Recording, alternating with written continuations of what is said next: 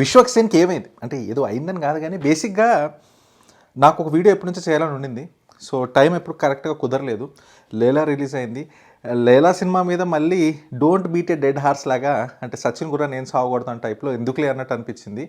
దాని తర్వాత ఒక అపాలజీ లెటర్ పెట్టారు. అది చదివాను. నాకు అది చాలా ఇష్యూస్ ఉన్నాయి దాంతో. దాని గురించి మనం ఫర్దర్‌గా ఎక్స్‌ప్లోర్ చేద్దాం. సో, అది చూసినప్పుడు I wanted to make a video. కానీ అప్పుడు స్క్రిప్ట్ ఎక్కడో పోయింది. రాసి ఎక్కడో పెట్టా షూట్ చేద్దామని అది పోయింది. మళ్ళీ కూర్చొని మళ్ళీ రాసి చేసేసరికి ఇంత టైం పట్టింది. అండ్ అలాగే కేస్ అప్డేట్ కూడా ఉంది. సో చాలామంది ఏది కమాన్ అంటున్నారు. దాని గురించి కూడా మాట్లాడదాం. Stay tuned.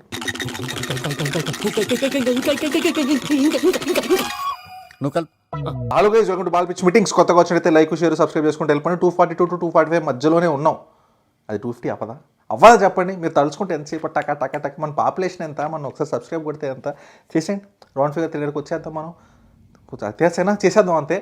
ఓకే, దీనికన్నా ముందు మనం ఈ వీడియోకి వెళ్ళకన్నా ముందు చెప్పే అప్డేట్ ఇస్తాను. సో బేసిక్గా ఒక చిన్న క్లారిఫికేషన్ అంతే. మన యువతకి ఎప్పుడైనా కొంచెం ఆవేశం ఎక్కువ అప్డేట్ అంటే బేసిక్లీ ఇది ఒక civil case. So civil matters అంత సీరియస్ మ్యాటర్స్ కాదు కాబట్టి నాకు ఇప్పుడే కావాలి జడ్జ్మెంట్ అని చెప్పి నువ్వు కోర్టుకి వెళ్ళవు. నాకు కావాలి ఏం వెళ్ళావు అనుకో, సింపుల్గా అదే అంటారు. వాళ్ళ మీద నువ్వు వీడియో చేయలేదు అనుకో, నీకేమైనా నష్టం ఉందా అంటారు. మనకి యాక్చువల్లీ ఏం లేదు. సో అక్కడికి వెళ్ళిపోయి నాకు అర్జెంటుగా కావాలి, ఇప్పుడే కావాలి అని చేయడానికి ఉండదు. సో టైం పడుతుంది. ఎంత కాదనుకున్న ఒక 6 నెలలు 7 నెలలు ఇంకా ఎక్కువే పట్టొచ్చు. ప్రస్తుతానికైతే మనమైతే చాలా సీరియస్గానే ఉన్నామండి. ఏదో తేలిగ్గా తీసుకున్న మ్యాటర్ కాదు ఇది. అంటే ఏదో భయపడ్డామో అలా కాదు. We're taking it quite seriously. మంచి లాయర్స్ని ఎంగేజ్ చేశాను. And at the same time to give you context, ఇప్పుడు మన సుప్రీంకోర్టులో మనం వెళ్ళి పిటిషన్ వేసాం, ట్రాన్స్ఫర్ చేయండి ఈ కేసు హైదరాబాద్కి అని. సో మనల్ని రిప్రజెంట్ చేసే లాయర్ ఎవరైతే ఉన్నారో, నాకు రీసెంట్గానే తెలిసింది, మీకు లలిత్ మోడీ తెలుసు కదా, బీసీసీఐ లలిత్ మోడీ, ఆయన కూడా రిప్రజెంట్ ఇప్పుడు కరెంట్లీ చేస్తున్నారు సుప్రీంకోర్టులోనే. అదే సేమ్ అడ్వకేట్ మనల్ని కూడా రిప్రజెంట్ చేస్తున్నారు. So we're taking it quite seriously. చూద్దాం ఏవైద్దో. అప్డేట్ రాగానే ఫస్ట్ మీకే చెప్తా, ఓకేనా? ఇంకా మనం ఈ మ్యాటర్ దిగిపోదాం. అది తెలిసిన వెంటనే ఫస్ట్ నీకే చెప్తాను సరే. ఏంటి ఈ వీడియోకి మెయిన్ ఇదేంటి అంటే, నాకు కొన్ని చూస్తే కొన్ని మాట్లాడాలనిపిస్తుంది. మనోబాలు కొంతమందికి దెబ్బతింటాయి, బట్ ఇట్స్ ఓకే. మన కరెక్ట్గా ఉన్నంత వరకు పర్లేదు అన్నట్టు.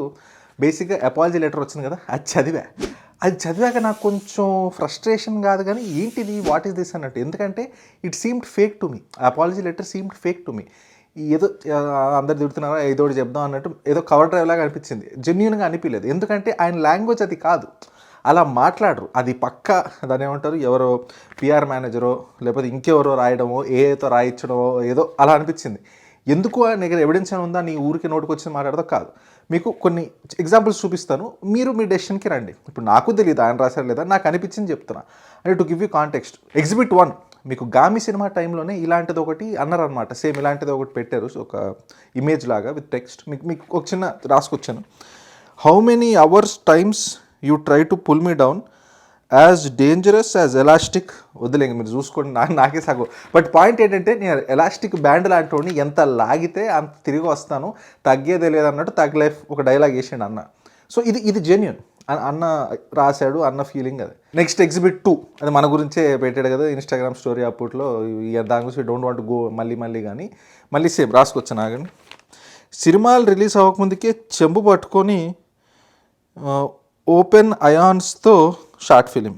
ఇంక మీరు చూసుకోండి ఇంకా. సో మీకు అర్థమైంది కదా, ఈ లాంగ్వేజ్ చూశారు, చెంబు లాంగ్వేజ్. అండ్ ఇంకా ఉన్నాయి. ఎగ్జిబిట్ 3 వచ్చేసి ఇది రెడిట్లో నుంచి తీసాను అనమాట. కామెంట్స్ అనమాట. కామెంట్ సెక్షన్కి వెళ్ళి ముఖం మాడిపోయింది అని చెప్పి, మీకు లాంగ్వేజ్ అర్థమవుతుంది కదా. నెక్స్ట్ ఎగ్జిబిట్ 4 స్థాయి ఆశ, సేమ్ మనతో పాటు అయింది. ఐడియా ఉంది కదా ఆ క్లిప్లో, మన ఇన్స్టాగ్రామ్ స్టోరీలో బెటర్ కదా స్థాయి ఆశ అని. దీనికి తోడు ఎగ్జిబిట్ 5 ఉందని నాకు మొన్నే తెలిసింది. స్క్రిప్ట్ రాస్తున్నప్పుడే రోస్ట్ మాటం అని చెప్పి లిఖితున్నారు కదా యూట్యూబర్, ఆయనకు కూడా అదే సిమిలర్ ఫేజ్లో ఫిలిం నగర్ రా చూసుకుందాం అని కూడా డిఎం చేశాడంట అన్న. విశ్వక్సేన్ ట్యాగే ఉన్నాడు దాంట్లో. సో నా డిఎంలో ఏమంటారు థ్రెట్ చేస్తున్నాడు అనమాట. ఇట్లా ఫిల్మ్ నగర్కి రా చూసుకుందాం, నేను నిన్ను అనలేదు బేబీ, అది ఇది అని చెప్పి అంటే నేను అన్నా. So what I'm trying to tell you, C language policing కాదు, ఈ పలానా పర్సన్ పలానా టైపు అని చెప్పడం కూడా కాదు. మై పాయింట్ బీయింగ్, ఆ లాంగ్వేజ్ చూడండి, జాంటా కూడా వీగలేరు ఎవరు, ఆ మాట్లాడే ఆ ఎమోషన్ చూడండి. ఇప్పుడు వచ్చేసి ఆ పాలిష్డ్ లాంగ్వేజ్, మన మెయిన్ ఎగ్జిబిట్ ఉంది కదా, ఆ ఎగ్జిబిట్ ఒకసారి చూడండి. ఏది మొన్న రిలీజ్ అయినప్పుడు అపాలజీ లెటర్. అసలు ఆ లెటర్కి అన్న లాంగ్వేజ్కి ఏమన్నా సంబంధం ఉందా? నా పర్సనల్ ఒపీనియన్ ఏంటంటే that is just cover drive అని. It's not sincere apology or సిన్సియర్గా ఐఎమ్ ఫీలింగ్ దిస్ అని నాకైతే అనిపించలేదు. ఏమో ఫ్యూచర్లో బయటకు వచ్చి చెప్తారేమో what are the reasons for this disasters movie అని. బట్ ఈ ట్రెండ్ చూస్తుంటే నాకైతే నమ్మకం రావట్లా. He's still not owning up అనమాట. లేదు it's bad streak of films I will come back అన్నట్టు. సో చూడాలి ఏమైతే.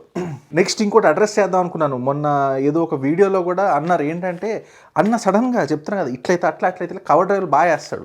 బేసిక్ ఏంటంటే ఇట్లా నువ్వు ఎవరిమంటే వాళ్ళ గురించి కాదు, freedom of opinion, freedom of speech అందరికి ఉండాలి అంటాడు. I'm always okay with reviews, opinions, criticism. 100% yes. మళ్ళీ వచ్చేసి ఏమంటాడంటే ఒక లైట్ మ్యాన్ ఎంత కష్టపడతాడు తెలుసా, ఆ లైట్ మ్యాన్ కష్టం తెలియకుండా వీళ్ళు వ్యంగ్యంగా మాట్లాడుతున్నారు, ఇలా మాట్లాడుతున్నారు, వెక్కిలిగా అది నాకు నచ్చదు. వెక్కిలి అనేది ఒకటి ఉంటుంది. ఒక వెక్కిరిచ్చిన టోన్లో ఒక అని చెప్పి చులకన చేసిన ఒక టోన్ ఉంటుంది చూసినా, ఐఎమ్ అగేన్స్ట్ ద టోన్. జాంటా కూడా వీగలేరు ఎవరు. ఒరే అన్న రూల్స్ పెడతారు, ఆయన ఫాలో అవ్వరు, కానీ మనం ఫాలో అవ్వాలి. అన్న బేసిక్గా మీకు అర్థమయ్యేలానే ఒక చిన్న ఎనాలజీతో చెప్తాను. ఇప్పుడు మీరు back in the day Falaknuma Das movie ఆ టైంలో గుర్తుందో లేదో మీకు, పచ్చి బూతులు, లిటరల్ బూతులు ఫోన్లో పెట్టి ఎవ్వటో నా పోస్టర్లు చెప్పింది ఎవ్వటో ఇది ఒక్కొక్క మళ్ళీ షేప్ అవుట్ అవుతాడు. I understood that emotion. ఎందుకంటే మీ డబ్బులతో మీరు పోస్టర్ పెడితే ఎవడో వెళ్ళి చేశాడు, సో మీకు ఫ్రస్ట్రేషన్ వచ్చింది. మీరు డబ్బులు ఖర్చు పెట్టారు, మీకు నచ్చలేదు, మీరు ఫ్రస్ట్రేట్ అయ్యారు. అంటే అంత పగబట్టి ఎందుకు రా భయ్ మీకు సినిమా మీద, ఏం చేసింది సినిమా మీకు అంటే అర్థం కదా. సేమ్ మళ్ళీ ఎక్స్ప్లెయిన్ చేయాలి నీట్గా. ఇప్పుడు మేము సినిమాకి వెళ్తాం, మేము డబ్బులు పెడతాం, మాకు ఫ్రస్ట్రేషన్స్ ఉంటాయి. So it's the same level అని నా ఫీలింగ్. సో మీకు అక్కడ అర్థమైంది, మా సిచ్యువేషన్లో మీకు అర్థం కాదు, బట్ ఇట్స్ ఓకే, మీకు అర్థం అవ్వాల్సిన అవసరం కూడా లేదు. ప్రాబ్లం ఎక్కడ వస్తుంది అంటే సడన్గా మీరు ఇప్పుడు ఒక వీకర్ సెక్షన్ ఆఫ్ పీపుల్ని పట్టుకొచ్చేసి వాళ్ళని చూపించి మమ్మల్ని బూచిలా చూపించడం అనేది బుల్షిట్ అనిపిస్తుంది నాకు. ఎందుకంటే 80 kV పార్లైట్ మోస్తున్నప్పుడు అటు భుజాలు వాసిపోయి సాయంత్రం దాకా అట్లా ఒక లైట్ మ్యాన్ కావచ్చు, ఒక 100 to 150 పీపుల్ రోజు ప్లేట్లు కడిగే దగ్గర, ప్రొడక్షన్ దగ్గర వాళ్ళు మీ మూవీలోనే ఉన్నారు. లైట్ మ్యాన్ ఎంత కష్టపడుతున్నారు ఏంటి అని. టాలీవుడ్లో చాలా పవర్టీలో చాలామంది ఉంటారు, లైక్ లోవర్ లెవెల్ వర్కర్స్ ఉంటారు కదా.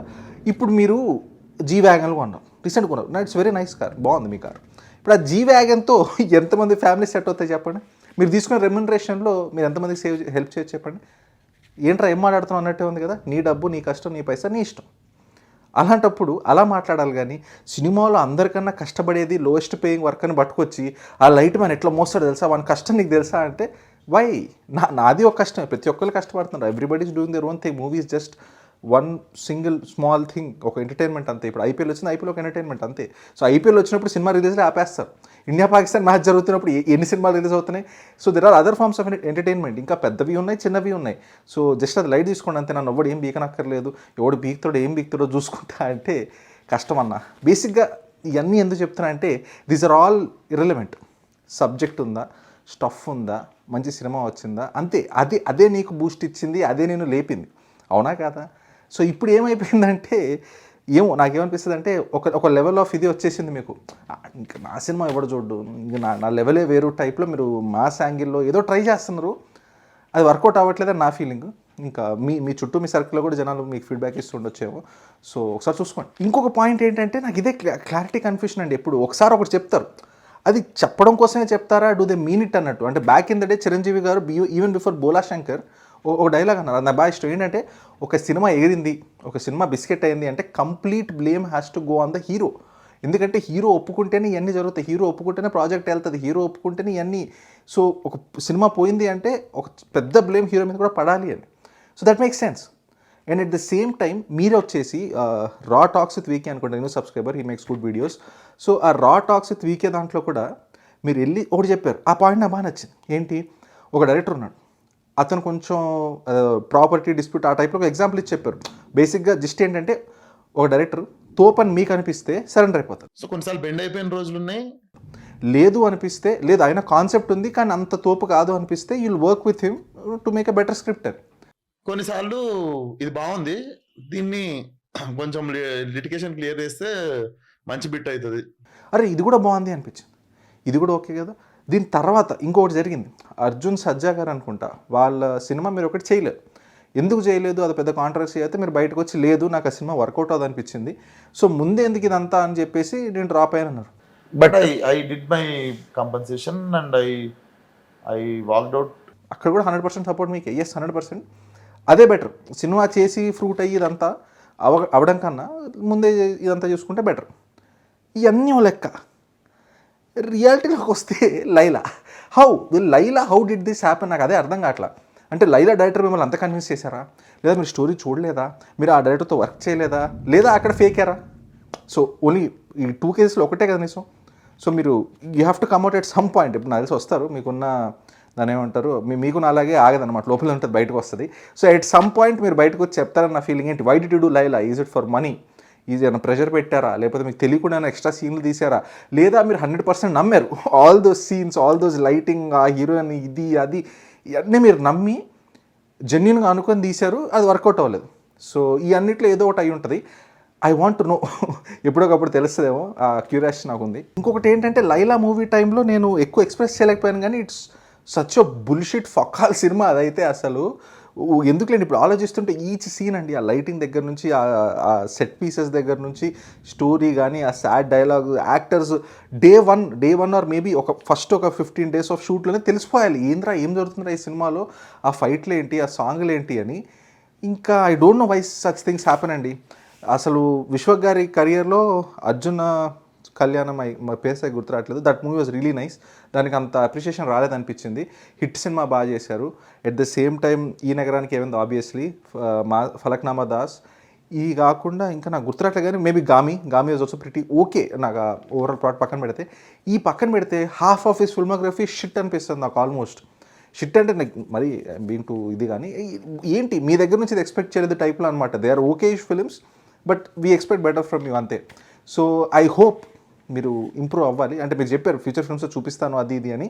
ఆ లెటర్ అయితే నాకు కొంచెం తేడా కొట్టింది. ఇంకా సినిమా బట్టి ఫంకీ అనుకుంటా నెక్స్ట్ ఫిలిం. ఆ ఫిలిం ఆయన్ని పక్కన పెడితే నాకు త్రూ అదర్ సోర్సెస్ కొంచెం బాగుండొచ్చు అని చెప్పి కొంచెం ఇన్ఫర్మేషన్ వచ్చింది.